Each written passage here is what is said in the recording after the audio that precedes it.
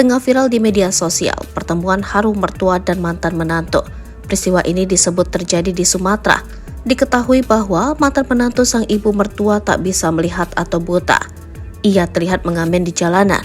Dalam video yang diunggah oleh akun TikTok, Crescentiazza Spas, tampak mertua dan menantu ini bertemu di pinggir jalan. Sang ibu mertua yang melihat langsung memanggil menantunya tersebut. Mendengar suara ibu mertuanya, pria ini pun diam di tempat. Setelah keduanya bertemu, tangis sang ibu mertua pun langsung tumpah. Ia langsung memeluk menantunya layaknya anak kandung sendiri, seperti dikutip Tribun Jatim. Tampak sang menantu ternyata sedang mengamen. Ada sebuah speaker aktif yang menggantung di lehernya. Sementara itu di tangan kanannya terlihat tongkat untuk membantunya berjalan. Ya, menantu ibu ini ternyata tak bisa melihat. Meski penampilan menantunya lusuh, namun ibu ini tetap memeluk dan menciumnya. Suaranya pun terdengar bergetar pilu. Usut punya usut, rupanya anak perempuan ibu ini yang tak lain istri pria tersebut sudah meninggal dunia. Sama seperti pria ini, sang istri juga tunanetra.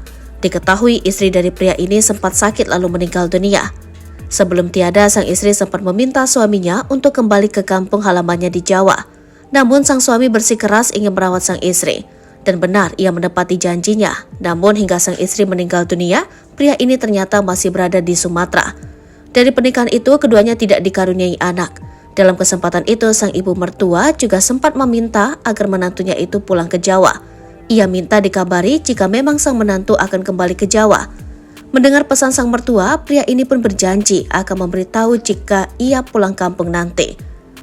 Pokoknya kau baik-baik ya nak, cuma satu permohonanku kepadamu, pulanglah nak, ucap sang ibu mertua. Iya mak, nanti ku kabari kalau pulang, ucap sang menantu.